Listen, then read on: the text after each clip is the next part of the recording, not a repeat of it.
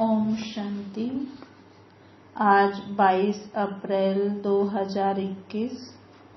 आज मीठे प्यारे बाप दादा के महावाक्य हैं। मीठे बच्चे, बाप आए हैं भारत को सैल्वेज करने। तुम बच्चे इस समय बाप के मददगार बनते हो। भारत ही प्राचीन खंड है। प्रश्न है, ऊंची मंजिल में रुकावट डालने वाली छोटी छोटी बातें कौन सी हैं? ऊंची मंजिल है, ये ज्ञान मार्ग की ऊंची मंजिल है।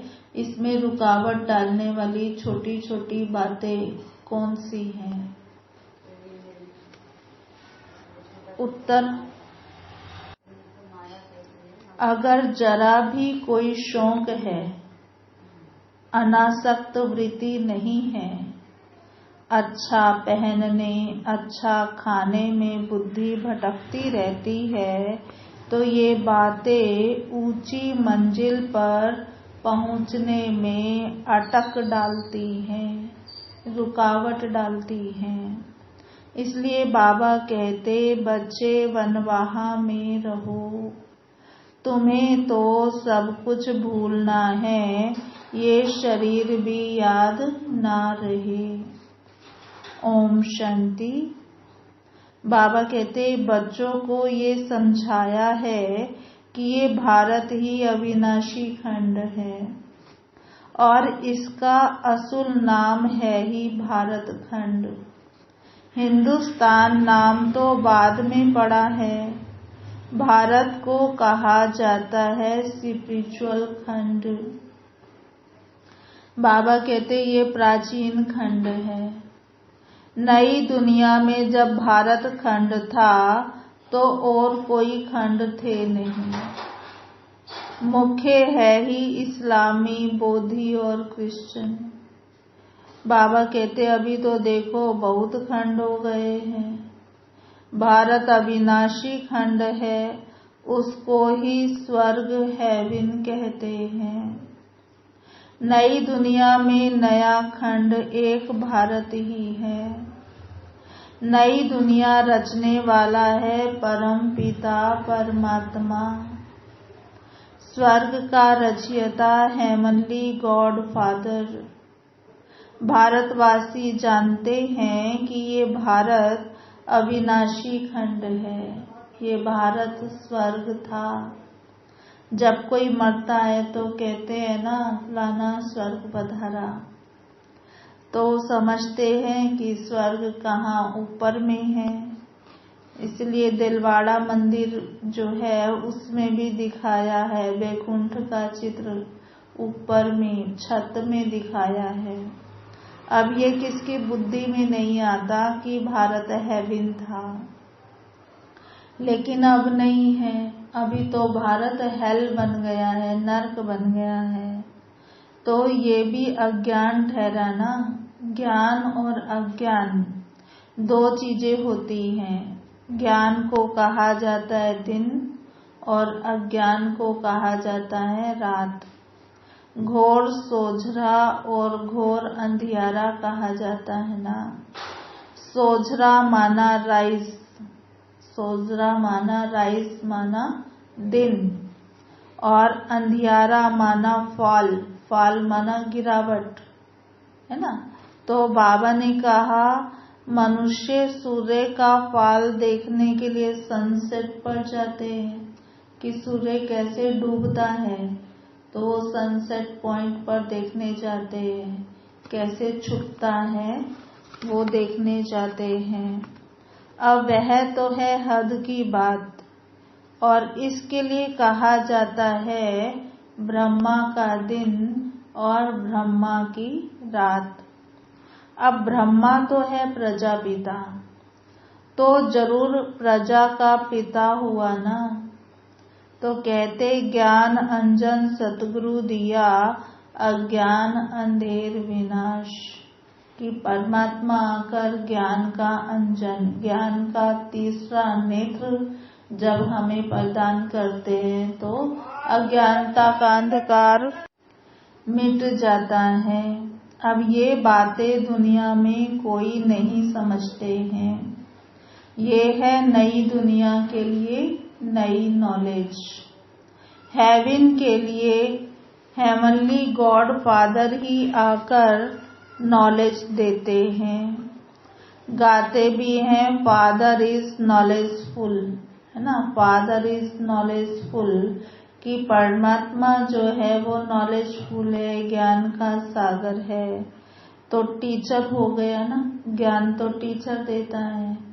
तो अगर परमात्मा आके हमें नॉलेज दे रहा है, ज्ञान दे रहा है, तो इसका मतलब वो टीचर है। फादर को ही कहा जाता है टीचर।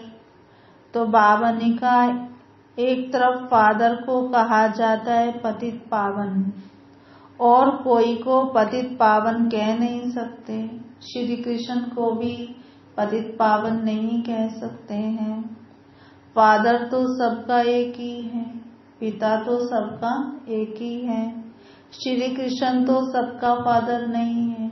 कृष्ण को माता पिता कह के थोड़े ही पुकारते हैं, है ना। आरती गाते हैं तो ऐसे थोड़े ही बोलते हैं कृष्ण को कि तुम हमारे माता पिता हो।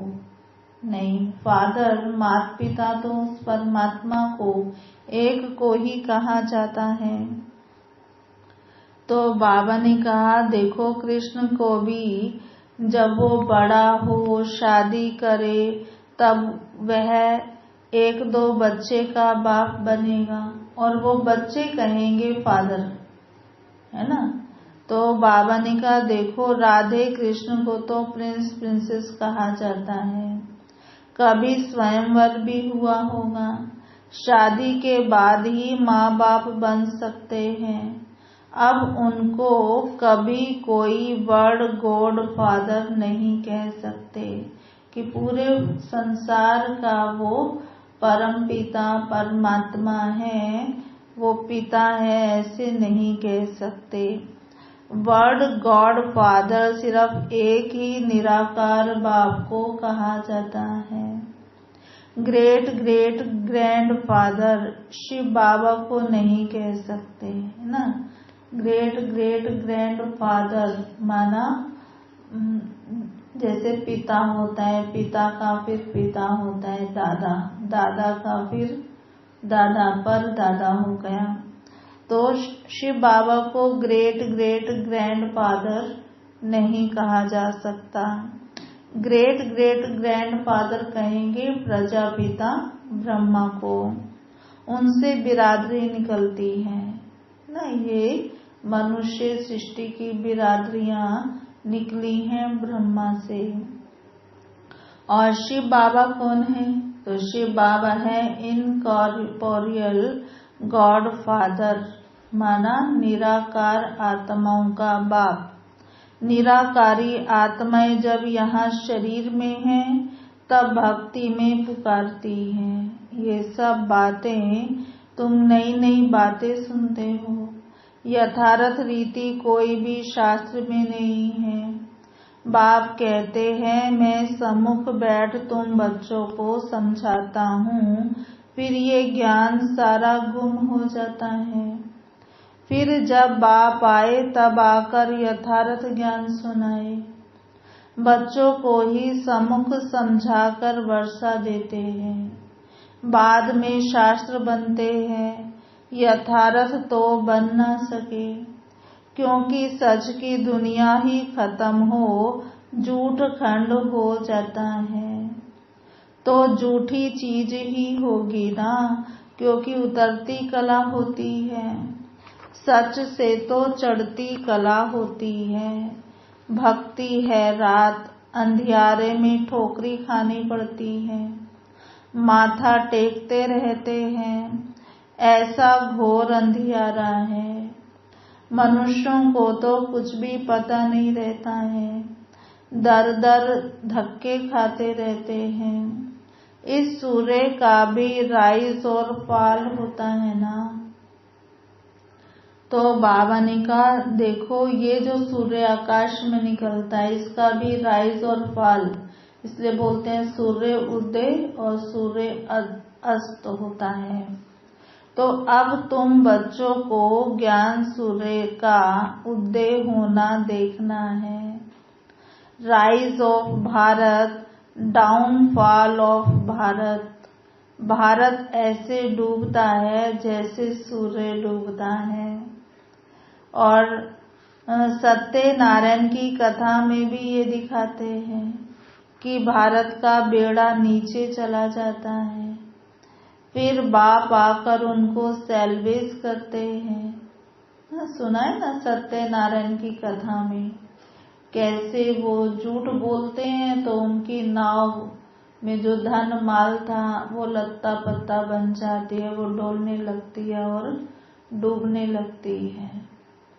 और जब वो सच बोलते हैं फिर प्रॉमिस करते हैं, हाँ परमात्मा हम आपकी भक्ति करेंगे, याद करेंगे, भोग लगाएंगे, व्रत करेंगे, तो फिर उनका जहाज वापस निकल आता है, धन दाने से भरपूर हो जाते हैं। तो ये अभी का समय है ना, जो सत्यनारायण की कथा में लिखा है। बाबा कहते तुम इस भारत को फिर से सैल्वेज करते हो, यह तुम बच्चे ही जानते हो, तुम निमंत्रण भी देते हो। नव निर्माण प्रदर्शनी भी नाम ठीक है। नई दुनिया कैसे स्थापन होती है उसकी प्रदर्शनी चित्रों द्वारा समझाने दी जाती है, तो वही नाम चला आए तो अच्छा है। नई दुनिया कैसे स्थापन होती है व राइज कैसे होती है ये तुम दिखाते हो।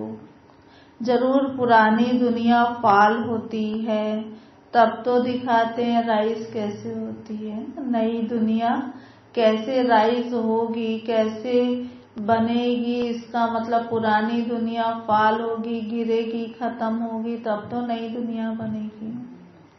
तो ये भी एक स्टोरी है, राज्य लेना और गंवाना। 5000 वर्ष पहले क्या थे तो कहेंगे सूर्यवंशियों का राज्य था, फिर चंद्रवंशियों का राज्य हुआ। तो वह तो 1-2 से राज्य लेते हैं ना, सूर्यवंशियों से राज्य चंद्रवंशियों ने लिया, दिखाते हैं फलाने से राज्य लिया। अब वह कोई सीढ़ी नहीं समझते कि कैसे हम सूर्यवंशी से चंद्रवंशी बने, कैसे और गिरावट में आएंगे, ये नहीं समझते हैं। लेकिन तुम समझाते हो कि तुम गोल्डन एज से सिल्वर एज में गए, फिर सीढ़ी उतरते आए। ये 84 जन्मों की सीढ़ी है, सीढ़ी उतरनी होती है फिर चढ़नी भी होती है। डाउनफॉल का भी राज समझाना होता है। भारत का डाउनफॉल कितना समय और राइज कितना समय, तो कितना समय तो कहेंगे भारत का डाउनफॉल है 2500 वर्ष और राइज भी है 2500 वर्ष, क्योंकि सतयुग त्रेता में सुख रहता है और द्वापर कलयुग में भारत गिरावट में आता है, तो 2500 वर्ष। तो फॉल एंड राइज ऑफ भारतवासी। बाबा कहते विचार सागर मंथन करना होता है, मनुष्यों को टेम्पटेशन में कैसे लाएं और फिर निमंत्रण भी देना है। भाइयों बहनों आकर समझो, भारत की महिमा तो पहले बतानी है। शिव बाबा की महिमा का एक बोर्ड होना चाहिए। पतित पावन, ज्ञान का सागर, सुख का सागर, पवित्रता का सागर, शांति का सागर, संपत्ति का सागर, सर्व का सद्गति दाता, जगत पिता, जगत शिक्षक, जगत गुरु शिव बाबा से आकर अब अपना सूर्यवंशी चंद्रवंशी वर्षा ले लो, तो मनुष्यों को बाप का पता भी पड़े। बाप की और श्री कृष्ण की महिमा अलग अलग है। यह तुम बच्चों की बुद्धि में बैठा हुआ है। सर्विसेबल बच्चे जो हैं वो सारा दिन दौड़ा दाड़ी करते रहते हैं।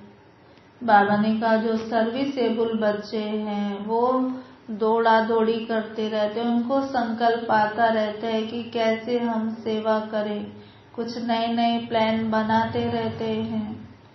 अपनी लौकिक सर्विस होते हुए भी छुट्टी लेकर सर्विस में लग जाते हैं। ये है ही ईश्वरीय गवर्नमेंट।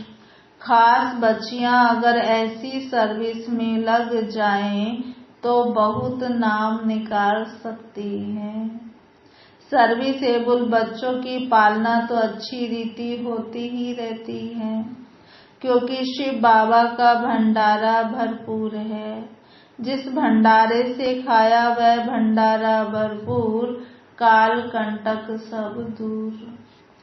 तुम हो शिव वंशी, वह रचता है और यह रचना। बाबुल नाम बहुत मीठा है, शिव साजन भी तो है ना। शिव बाबा की महिमा ही अलग है। निराकार अक्षर लिखने से समझते हैं कि उनका कोई आकार नहीं है। बिलवेड मोस्ट शिव बाबा है, इतना मीठा प्यारा बाबा है, तो उसके लिए कैसे लिखना चाहिए? उसके लिए लिखना चाहिए परम प्रिय, है ना।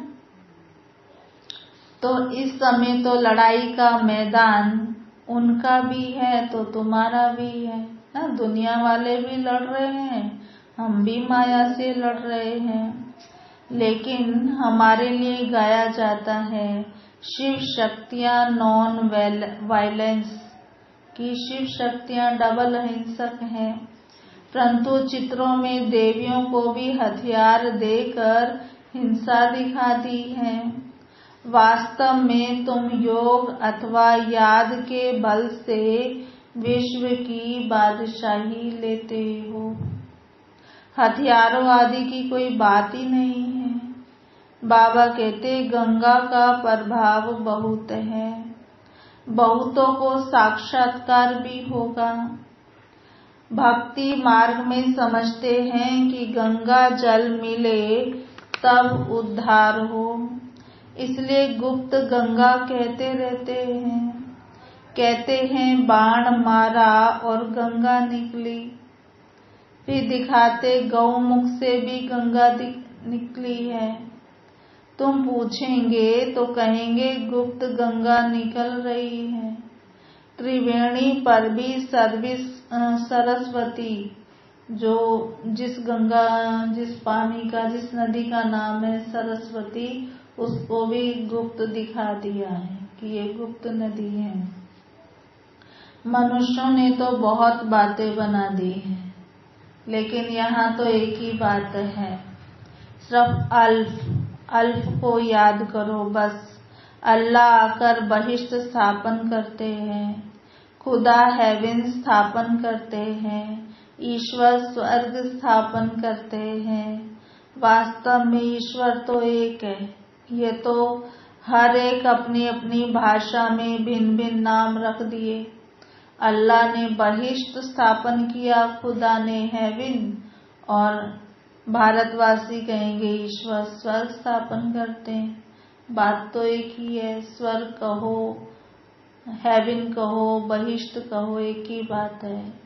या अल्लाह कहो, खुदा कहो, ईश्वर कहो, एक ही बात है। परंतु मनुष्य ने अपनी अपनी भाषा में अलग अलग नाम रख दिए हैं। परंतु ये तो समझते हैं कि अल्लाह से जरूर स्वर्ग की बादशाही मिलेगी। यहाँ तो बाप कहते हैं मन मना भव। बाप को याद करने से स्वर्ग का वर्षा जरूर याद आएगा। रचता की रचना है ही स्वर्ग। ऐसे थोड़े ही कहेंगे कि राम ने नर्क रचा। भारतवासियों को ये पता ही नहीं कि निराकार रचता कौन है। तुम जानते हो कि नर्क का रचता रावण है, जिसको जलाते हैं। रावण राज्य में भक्ति मार्ग का सैपलिंग कितना बड़ा है। रावण का रूप भी कितना बड़ा भयंकर बनाया है। बोलते भी हैं रावण हमारा दुश्मन है। बाप ने अर्थ समझाया है, पेशगीर विस्तार बड़ा है तो रावण का शरीर भी बड़ा बनाते हैं।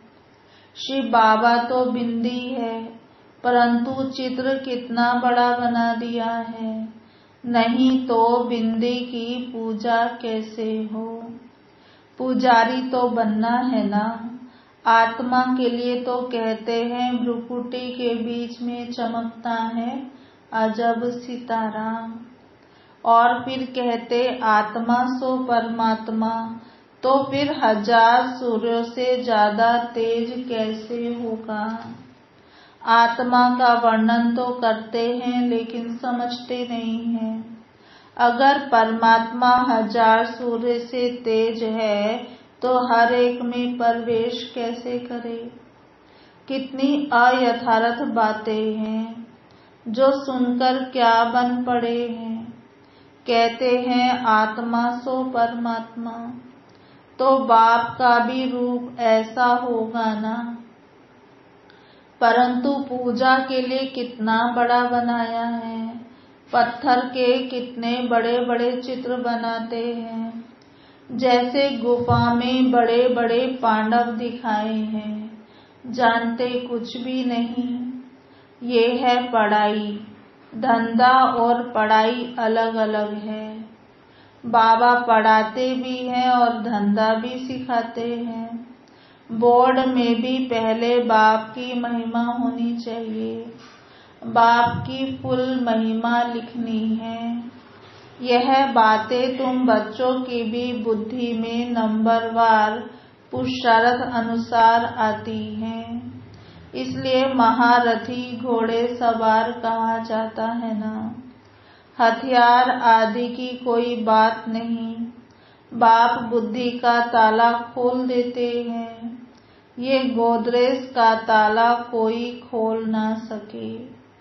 बाप के पास मिलने आते हैं तो बाबा बच्चों से पूछते हैं आगे कब मिले हो, इस जगह पर इस दिन कब मिले हो। तो बच्चे कहते हैं हाँ बाबा 5000 वर्ष पहले मिले थे। अब ऐसी बातें तो कोई भी पूछ नहीं सकते हैं ना। तो कितनी गूढ़े समझने की बातें हैं, कितनी ज्ञान की युक्तियां बाबा समझाते हैं, परंतु धारणा नंबरवार होती है। बाबा ने कहा परंतु धारणा नंबरवार होती है। शिव बाबा की महिमा अलग है, ब्रह्मा विष्णु शंकर की महिमा अलग है। हर एक का पाठ अपना अपना है, एक का ना मिले दूसरे से। ये अनादि ड्रामा है, वही फिर रिपीट होगा।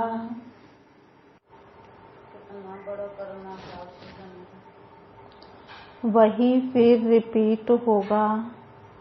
बाबा कहते कि ये सूक्ष्म वतन है ना, ड्रामा फिर से वही रिपीट होगा। अभी तुम्हारी बुद्धि में बैठा हुआ है हम कैसे मूल वतन में जाते हैं, फिर आते हैं पाठ बजाने के लिए, जाते हैं वाया सूक्ष्म वतन। आने समय सूक्ष्म वतन नहीं है। बाबा कहते आने समय सूक्ष्म वतन नहीं है।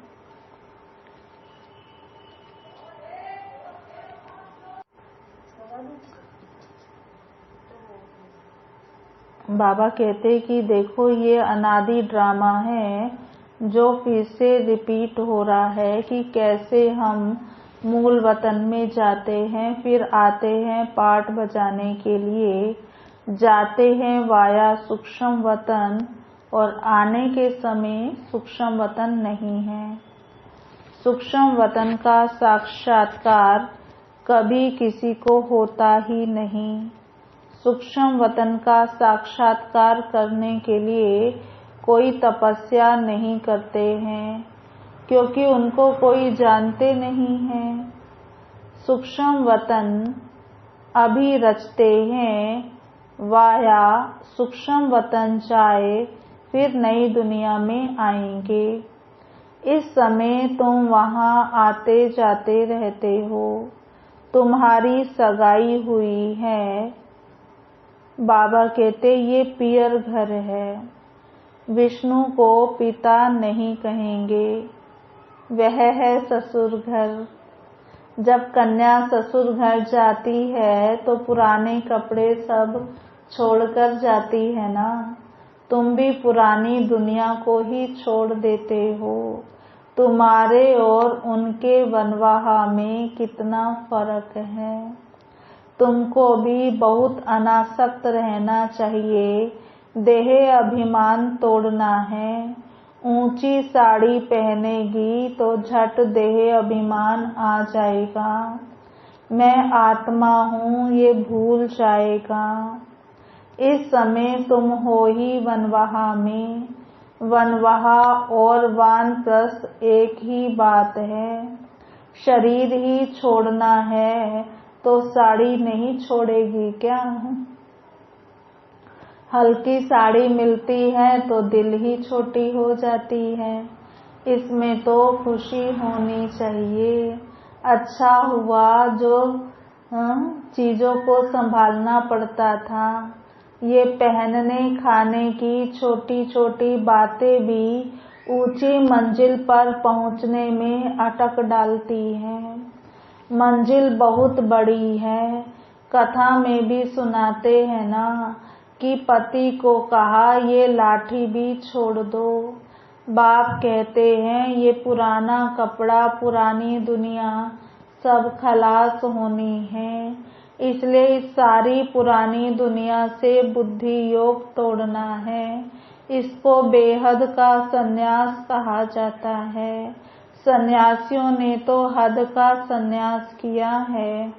अब तो फिर वे अंदर आ गए हैं। आगे तो उन्हों में बहुत ताकत रहती थी। उतरने वालों की महिमा क्या हो सकती है। नई नई आत्माएं भी पिछाड़ी तक आती रहती हैं पाठ बजाने। उनमें क्या ताकत होगी। तुम तो पूरे 84 जन्म लेते हो। ये सब समझाने के लिए कितनी अच्छी बुद्धि चाहिए। सर्विसेबल बच्चे सर्विस में उछलते रहेंगे। ज्ञान सागर के बच्चे ऐसे भाषण करें जैसे बाबा उछलता है, इसमें पंख नहीं होना चाहिए। अच्छा मीठे मीठे सिकिलधे बच्चों प्रति माता पिता बाप दादा का याद प्यार गुड मॉर्निंग। रूहानी बाप की रूहानी बच्चों को नमस्ते। हम रूहानी बच्चों की रूहानी बाप दादा को याद प्यार गुड मॉर्निंग, नमस्ते नमस्ते नमस्ते। सदा रहेंगे हंसते, बनेंगे फरिश्ते, चलेंगे परम धाम के सीधे रास्ते। धारणा के लिए मुख्य सार। पहला, बुद्धि से बेहद का संन्यास करना है। वापिस घर जाने का समय है, इसलिए पुरानी दुनिया पुराने शरीर से अनासक्त रहना है। दूसरा, ड्रामा की हर सीन को देखते हुए सदा हर्षित रहना है। वरदान, अपने हाईएस्ट पोजीशन में स्थित रहकर हर संकल्प बोल और कर्म करने वाले संपूर्ण निर्विकारी भव। अपने हाईएस्ट पोजीशन में स्थित रहकर हर संकल्प बोल और कर्म करने वाले संपूर्ण निर्विकारी भव। विस्तार है, संपूर्ण निर्विकारी अर्थात किसी भी परसेंटेज में कोई भी विकार तरफ आकर्षण ना जाए, कभी उनके वशीभूत ना हो। हाईएस्ट पोजीशन वाली आत्माएं कोई साधारण संकल्प भी नहीं कर सकती तो जब कोई भी संकल्प व कर्म करते हो तो चेक करो कि जैसा ऊंचा नाम वैसा ऊंचा काम है। अगर नाम ऊंचा काम नीचा तो नाम बदनाम करते हो। इसलिए लक्ष्य प्रमाण लक्षण धारण करो, तब कहेंगे संपूर्ण निर्विकारी अर्थात होलीएस्ट आत्मा। राज का स्लोगन है, कर्म करते करण करावनहार बाप की स्मृति रहे तो स्व पुरुषार्थ और योग का बैलेंस ठीक होगा। कर्म करते करण करावनहार बाप की स्मृति रहे तो स्व पुरुषार्थ और योग का बैलेंस ठीक होगा। ओम शांति। आज की मुरली का स्वमान है, पहला, मैं आत्मा बेहद की सन्यासी हूँ। मैं आत्मा बेहद की सन्यासी हूँ। दूसरा स्वमान है, मैं आत्मा ड्रामा की हर सीन को देखते हुए हर्षित मुख हूँ। मैं आत्मा ड्रामा की हर सीन को देखते हुए हर्षित मुख हूँ। तीसरा स्वमान है, मैं आत्मा संपूर्ण निर्विकारी हाईएस्ट पोजीशन वाली हूँ। मैं आत्मा संपूर्ण निर्विकारी हाईएस्ट पोजीशन वाली हूँ। चौथा स्वमान है, मैं आत्मा होलीएस्ट आत्मा हूँ। मैं आत्मा होलीएस्ट आत्मा हूँ। पांचवा स्वमान, मैं आत्मा स्वपुरुषार्थ और योग का बैलेंस रखने वाली हूँ। मैं आत्मा स्वपुरुषार्थ और योग का बैलेंस रखने वाली हूँ। ओम शांति।